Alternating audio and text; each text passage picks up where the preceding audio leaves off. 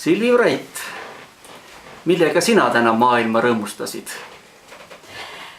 Ma rõõmustasin kõigepealt iseennast muidugi sellega, et ma pingutasin täna trenni tulla, kui ma hommikul tegelikult üldse ei viitsinud tulla.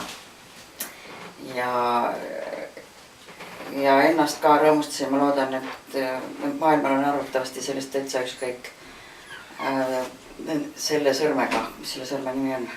Südamesõrmedega tegin sellist harjutust kettidega, topeltkettidega selle sõrme otsas 180 korda. Ma pole kunagi sellist midagi teinud. Mida sa veel tegid? Nende topeltkettidega, palju nende raskus ongi, aga ma ei teagi täpselt. 2,2 on kett. 2,2 on otsas, jah. Tegin ma veel kükke ja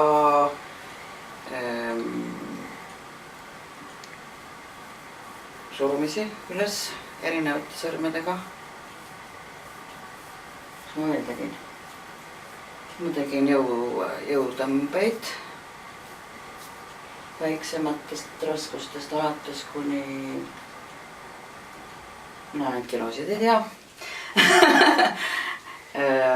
Ja üks raskemaid minu jaoks oli täna kükkide tegemine nende topeltkettidega, kui ma pöialt küljes olid need ketid ja siis tuli teha ilusaid kükke. Ja see oli minu jaoks alguses väga raske. Siis ma läksin ploki peale üle, tegin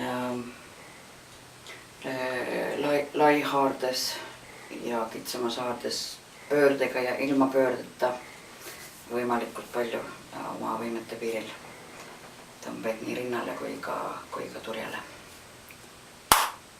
Kas sa jäid oma tänase treeninguga rahule? Kõhul ja see planku tegin ka seda, jah. Väga. Kas meenub mõni isiklik rekord? Ma arvan, et see sama 180 korda südamesõrmedega kettide tõstmine oli üli.